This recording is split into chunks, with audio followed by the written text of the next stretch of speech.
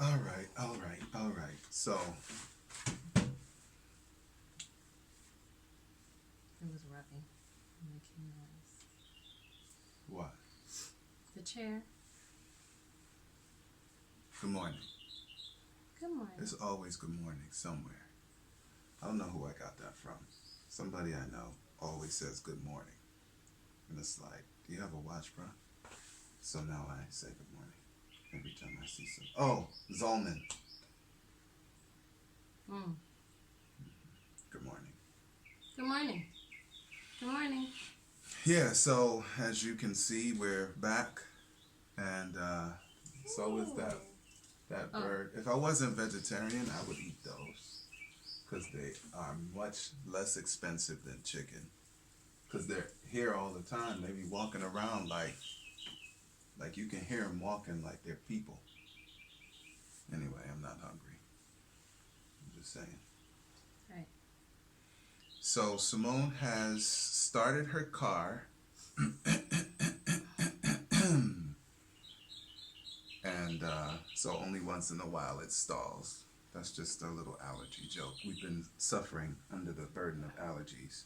Yes. And Simone was clearing her throat every probably minute and a half. So now that it's died down a little bit, we can come back and see y'all. Yeah. It's the sweet sop trees and the mango tree, the blossoms. Mm-hmm. I'm not allergic to the fruits, but the blossoms, the pollen. No, I'm not allergic to the fruit. Clearly. I eat a whole bunch of it. Clearly. I can sit down and eat a whole bucket of sweet sops. Clearly. And mangoes. What else?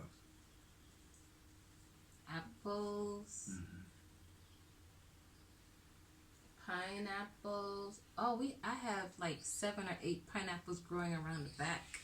I'm so excited. Mm-hmm. Yeah. They're very sweet. Yeah, man. So we're back. And so we're going to begin. I'm still burdened down a little bit. So it's not that I'm not happy to see you. I'm just saying I'm a little down still. Mm-hmm. But we'll get through it. I'm not complaining. I'm just saying. Yeah. It's okay. Yeah. All right. So thank you for those of you joining us for the very first time. I have to be careful because that mic is very sensitive. Yeah. And welcome to the Grown and Married program. And in just a little bit, we will sound like we know what we're talking about. And that's because we will be ready with the actual program. And we'll be done with the preliminary stuff. All right? So I moved the camera lens, just so you know, because I keep looking at this wrong. It's up there now. Oh. Yeah. So we don't have to look like the picture you showed me last night. Don't say it. Oh. So we'll know where we're looking. Yeah. Yeah. Yeah. You're right. So we'll know where we're looking. See, it's over there. Yes. Do you smell that? I do. Oh my goodness. The sweet sop. Or is it the mangoes? I don't know. It's like a sweet smell in the air. It Honestly. could be. It smells. I smell extremely good. I'm not talking about cologne sweet smell. I'm talking about. No, I took a bath. I'm smelling sweet, ripened fruit smell. Oh, no, I don't smell ripe. Mm-mm. If you're not Jamaican, you may not know what I just said. Anyway, yeah. I'm talking about the sweet sop and mangoes. They have this, fruit. Mm-hmm. Okay, forget it. But yeah, that's what I'm smelling. It's actually wafting through there. Oh, it's coming from over there. Yeah, man, it's not wafting. me. It's no, not me. no, it's not you. Cause you over here. But okay. Where are you? I'm right here.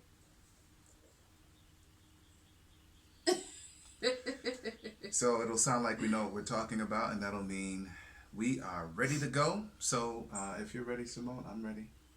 Let's get it going. Let's do this. Yeah, man. Happy Wednesday. You All right. Like my mommy. Hi, mommy. Sorry, I'm ready. Quest, come get your. Oh, I can't ask him. Hey, Quest, what's up? If you're watching, hey.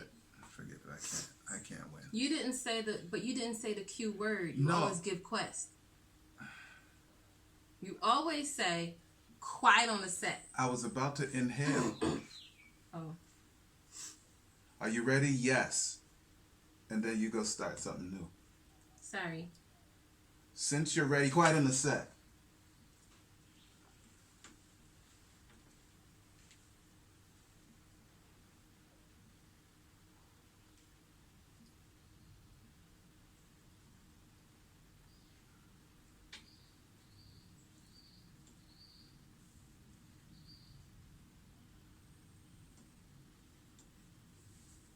Peace, y'all. It's L. David Harris. I am your host, and I'm a co-host too because I got my wife, only good wife, my only one good wife, Queen Simone, sitting next to me. She's on my right hand today, and trying not to laugh for some strange reason.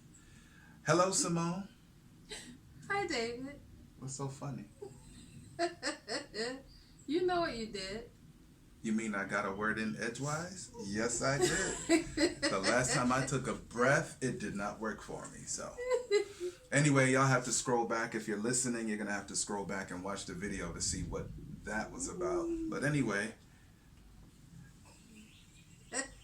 this is the Grown and Married program. And just before we begin, I'd like to welcome you to the grownandmarried.com website. And there you can find the actual, podcast, and see if we've broken any new ground and all of that good stuff. And ask your questions, that kind of thing. And get to see Simone again in a picture this time. We got a cool picture in there. We do? Yeah, I mean, it's the same picture, but yeah. people who are watching online don't see it. Gotcha. You know what I'm saying? Yes, I do. Yeah, so anyway, thank you for joining us. And so today's topic is very interesting. No. I'm not paying. Oh, sorry. So the subject is, are y'all ready? No! So like Simone said something to me earlier when we were kind of trying to, do the finishing touches. And then I bust out with that. And I don't know if it took a second to click. Like, is he snapping at me? Like, you said something and then I shouted no. Yeah, but that's the name of the program. That's the subject for today. And N-O. N-O spells no. No. And so I'm gonna have to keep a watch on that because I didn't bring no. Yes, I did. Let me borrow this, please. Thank you. No is the name of the game today. And yeah, you want to introduce it? So, yes. Okay, yes. And, we tend to, as couples, we tend to get into these, we take on too much as individuals, right? Mm. And I was, we did a little thing the other day, and one of the couples... What's that thing? Okay, so we were invited as guest presenters to a couple's morning sunrise at the beach. It's a rough life. And it was a great opportunity for us to go and share with other couples. There were couples, young couples as far as young as in age, as well as young as in years, and those who were more seasoned. And we presented the word friendship, the acronym friendship, and then broke it down, what each letter meant. Acrostic, excuse me. I'm learning. At any rate, at the end, people started opening up more about things with their marriage and just life in general when it comes to their marriage and their relationship. And one of the things that stood out to me was one of the men from the couple. He said that he has to learn how to say no sometimes, because he find that especially for him, it was more so at church. He did a lot, and he wasn't able to sit with his wife in church. And he's like, he started realizing a lot of men don't sit with their wife in church. And in my mind, I was like, oh, is it a cultural thing or what? I'm not saying that it's not a cultural thing, but for him, he's been in the culture, he's been here, and it's he didn't go away right, he didn't go away, and it's more like he said, I realized that I don't sit with my wife in church, even on Sabbaths where he doesn't have something to do. He found himself not sitting next to her, and then he started making it deliberate to sit beside her in church, because there are times you come to church and you don't even know who's married. I actually remember when he started doing that all those years ago. I remember it. Yeah, yeah, and even at church as a couple, it's important to have that time in church. You're fellowshipping together, and it feels good to have that support. Your spouse is beside you. And some may say, although some have said that. Here we go. Yeah. Well, why I gotta sit beside her? She knows we're married, and it's like, yeah, but you're leaving your wife uncovered, or you're leaving your husband uncovered. Why not sit with her? It makes me okay. Anyways, so that was one of the things, and we can apply this to everything else. If we have work, other activities, just learn to say no, because it really impacts the marriage and the family. If you continue to load yourself up with all kinds of outside obligations, then right? And one last thing for me, I gave the example to them that David is an elder in our church, an active elder at that. Before, he wasn't doing, he was not nominated to serve as an elder at the church, but he's now doing that. And we have Josiah, and time came for nomination, and he was asked to serve as an elder. And then they came to me and asked me to serve on 3 positions at the church. One, to me, I think all 3 of them are major. Where would that leave us if every minute we're on board meetings, or I have to plan all kinds of activities? And where would that leave Josiah? And then where would that leave the family on a whole? So to me, I separate all 3. And then what happens to me as an individual? I get burnt out. Yeah. Right? So that's where, yeah. And I said no to all 3, because to me, my husband is important. I'm important. My child is important. The family is important. So I had to say no. And I'm learning how to say no. You didn't say no to everything. Well, no, not to everything, but I'm saying to everything that was asked, that I was being nominated for. I did say no, because those were major. At least the things that I'm doing now, I chose to do it, and I know that I can balance it a little bit better. Yeah. And that was outside of another major thing I had to do with the conference. So I could not, it wouldn't have been good. Yeah. So there you have it. Balance is key. And I think some people are confused about what balance means, because balance doesn't mean the same amount of time dedicated to everything in your life. Because you sleep, hopefully you're sleeping 6 to 8 hours. Josiah is sleeping 11 to 12 hours. So you got that. That's half of your day already gone. And if you are employed, then of course you're going to work. Let's say you choose those hours of 9 to 5. Not choose, but that's what it is. So you got the 9 to 5 thing, and then there's the prep time to get to work. So clearly that's how much more of your day, right? And if you have 2 persons in the house who are working, then both of you are doing at least that. And then there's, if you're into extracurricular things, and then there is, if you're people who believe in ministry, then there's the ministry stuff. So it's not a matter of number of hours, because it's not enough hours.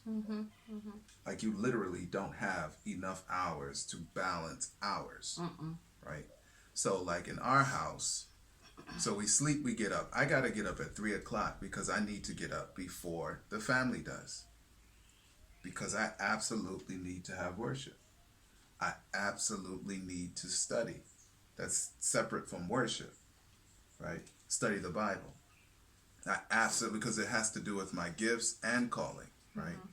So by the time, I see other Harrises by 5:45, the latest, it's like I've already gone through three, almost 3 hours, right? But that's what it takes for me. So from 5:40, well, I won't say 5:45, but from breakfast time, which is 6 o'clock. So from 6 o'clock to 9:30, I'm with a combination of Simone or Josiah. So we take Josiah. So we have worship 6:30. So breakfast at 6, worship 6:30.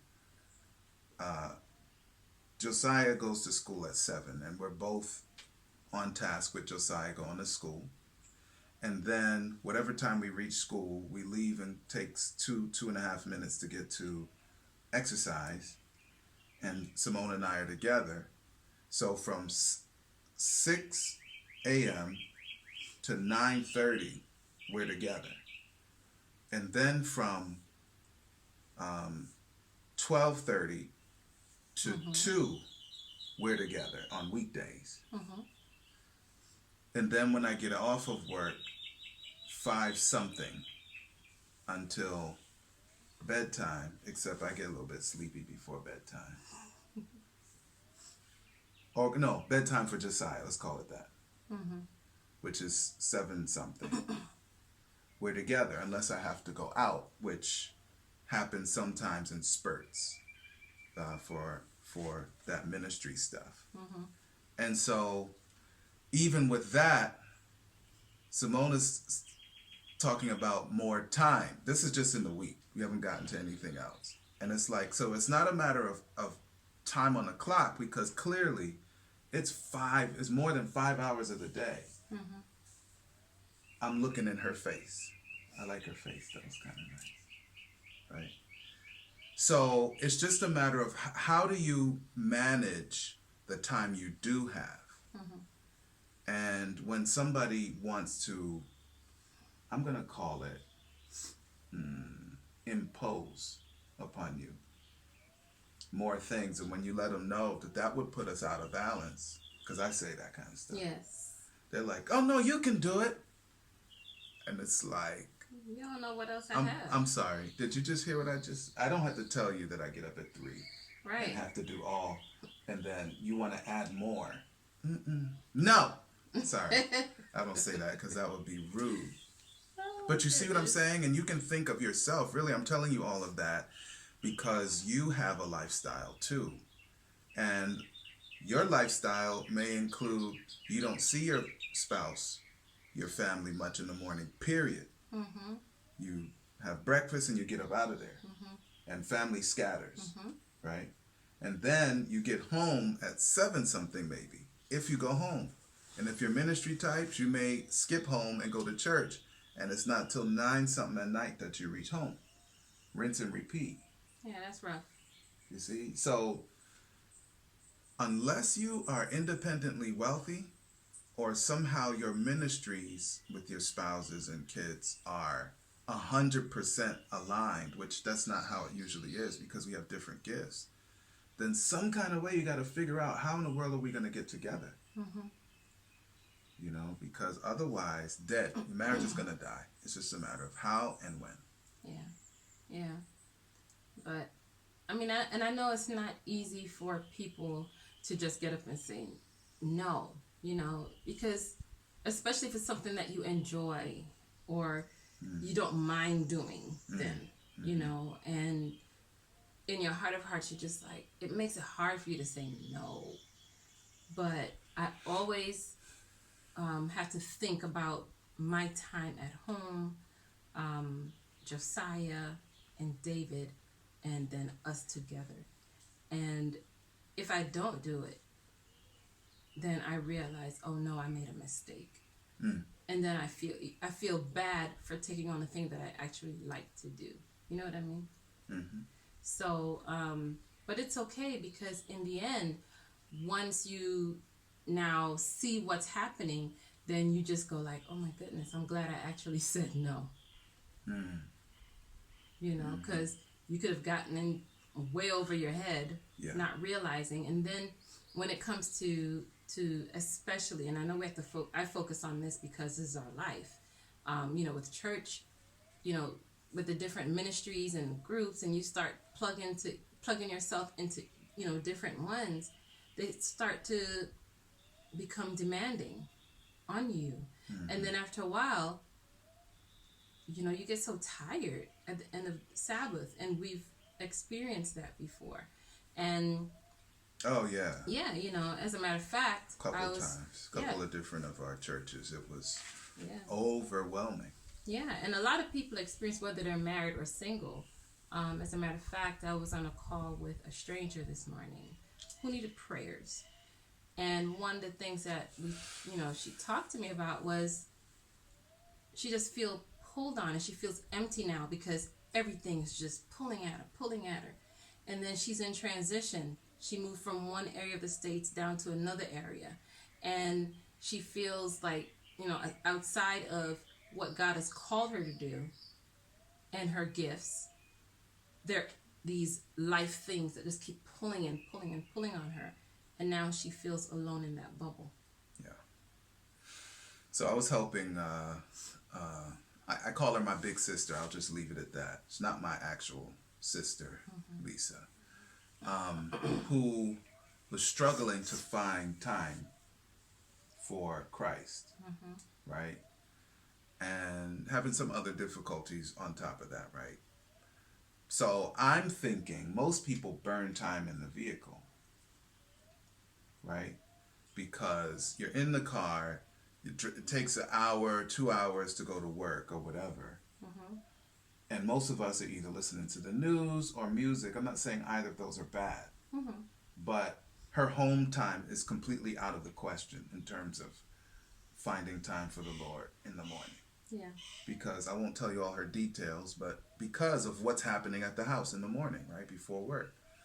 So I'm like, well, is it possible to use the time in the vehicle? Because usually that is where time is wasted. Yeah. Oh, no. She can't, because she has to find family time in the vehicle. Got it. She has 3 children in the vehicle. Got it. Not babies, but children in the vehicle. Got it. And so finding sort of alone time between her and God in a vehicle is not a way to maximize, because in her case, it's not that she's putting family over God. Yeah. I'm just saying that is not wasted time in her vehicle. So she has to build a bridge with the family that's in the vehicle with her for a lot of that time on the way to work. And the same thing in reverse coming back home. Yeah. So that's one of the ways. I mean, you can complain, you can say it's not quality, you can say what you want to say, but they're not in the car with headphones in, right? Yeah. They're having to actually engage one another in that same vehicle. Because the time is crazy. You got children of a certain age, they're going to be in school. Yeah. So it's not like you're going to have a time during the day, and if you're working and they're at school, well, that's out for how many hours? 8 hours at least that you're not going to see each other. Pretty much. And then circle back, it's evening coming on to night. So they've had to maximize time in travel because the travel time is so long. I have the luxury, and it's not really a luxury, I had to work for it, and I got a beating for it. But I'm about to say I have the luxury of being at home working, or working from home. It's been, I don't know if you've ever counted the number of years it's been. Yeah. But it's been at least 10 years. It's been at least 10 years. Yeah. And it's difficult, but it does have its benefits. And not being in traffic is one of them. So when I finally say I bid Simone adieu and move on to work, it's like I don't have to say it 3 hours before work. I say it literally 1 minute before work. But that's the way, and the beating that I'm talking about that I got was really to kind of get time in. And, I shut work off. Last night I had a thing right before I was done work, but I don't work after 5 whatever. Once I come out that box, I'm done with work, right? but sometimes people work beyond work time. On the weekend, I don't work. Right. You know, I mean, not when I'm with you. Mm-hmm. Like, because I part of my work is ministry. During that three o'clock to 6 o'clock window, I may do stuff Mm-hmm. related to that ministry, but I ain't looking. I'm not seeing you by that time anyway. Right. But all of that kind of stuff is important when it comes to family building, ministry building, community building, and relationship building in general. And if we are out of balance, then we can't be of much value to ourselves or to anybody else. Yeah. And don't feel guilty. No. Do not feel guilty saying, I can't do that. Yeah. Don't even feel guilty. Yeah. Because really and truly, there are a lot of sour-faced people doing all kind of volunteer stuff. A lot of miserable people. If you're miserable doing whatever it is that you're doing, then stop. That is so true. Though. Really and truly, like, you're not doing nobody a favor. I'm about to get right. all excited right before Well, we no, need to stop. because- But we're because not doing me a favor. Well, Like, you're not doing nobody a favor. Well, that's because they said, well, if I don't do it, then who's going to do the work? They're going to find somebody, because God forbid if you drop down, I bet you they find somebody to put in a position. Yeah, if you're not doing whatever it is that you're doing Sorry. outside of your home, I'm not talking about work. That's a different discussion where you're earning money to do whatever it is you do with your life, right? I'm not talking about that. But any kind of other volunteerism, whatever it is. But if they're miserable with their work too, they quit it and go find something to do. No, but that you makes can't them- just quit though. You can't just quit work. Oh, you're Who right. can do that? Who has the luxury of just I'm gonna Well, quit? I mean, no, you're right. You're right. I see what you're saying. But Yeah. I'm saying if you're miserable in your work and there's something else that you can do, right, make an that you were- adjustment. yeah, then do it. Right. But So I agree with that part, but it's not so easy to be able to. You see the beating we got. you're right. So in terms of your volunteerism, I'm saying if you're not doing it with your might, and if you're not doing it with a cheerful heart, stop, because you're not helping anyone. I'm just gonna say it, and you can say I'm being judgmental if you want. If I had time, I would help you with that. But miserable work in terms of helping people is worse than saying no Yeah. and letting someone do it with all their might and cheerfully. Mm-hmm. Yeah, because it's everybody under that banner of your volunteerism is suffering. If you do it without, it's a fly of some kind because it's quick.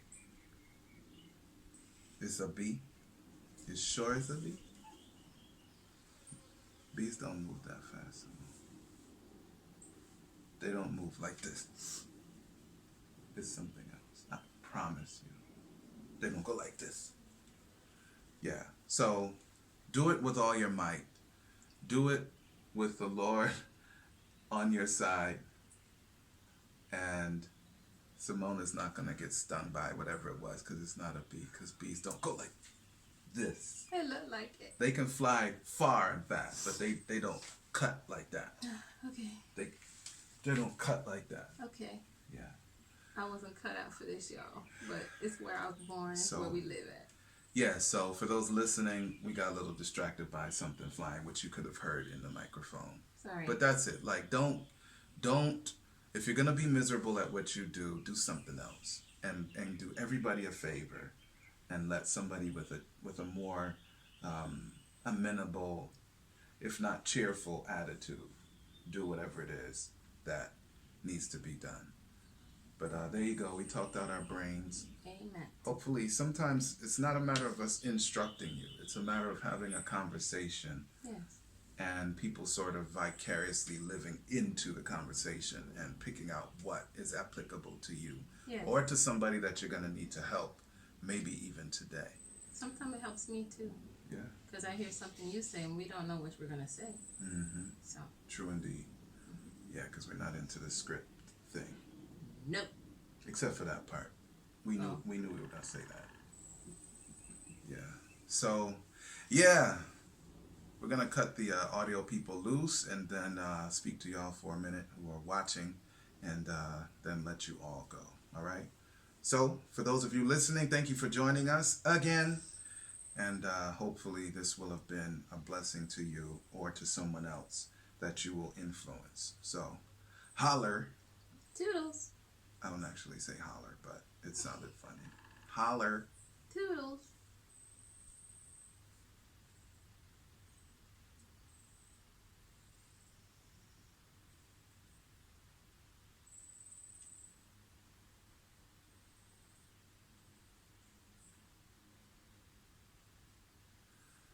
All right, y'all. So, for those of you watching, right? So, there have been many times on the Marriage Ain't for Suckers program when the music is playing out, y'all can't hear it. On that program, people be typing, I can't hear nothing. So I got to start like moving and going, wiggling my finger. They think the screen done froze on them. And I'm like, I just said. seriously, they be typing, I can't hear nothing. And I'm like, really? That's the We're whole not even point. speaking. That's why it's my mouth. You see, my mouth is not moving. Quest's mouth is not moving. So that's kind of why you're not hearing anything. Because now, if we were going like this, Right. and you weren't hearing anything, then that would be like, oh, I'm not hearing anything. Yeah. Anyway, it is what it is. Yep. Yeah. So for those watching, thank you for joining us. And I meant to ask you to do a what? Oops, we're supposed to be done right now. We like to. I like to talk. There it is. So that we did it on time. Yeah. Yeah. Yay. So I should have said do a watch party, but you can still do a watch party after we're done here. Yeah, man. And that'll be helpful to somebody. Can y'all just share it? You know, spread the word. We're trying to do something good and have conversations, adult-like conversations. Right, David? You want me to have one with you right now? No, I'm talking about what we just did, what we just recorded. Oh. Right, Simone. Thank you. Let us know how we're doing. Yeah. We look forward to hearing from you. All right, I'm gonna click stop. What do they call it? End. Bye.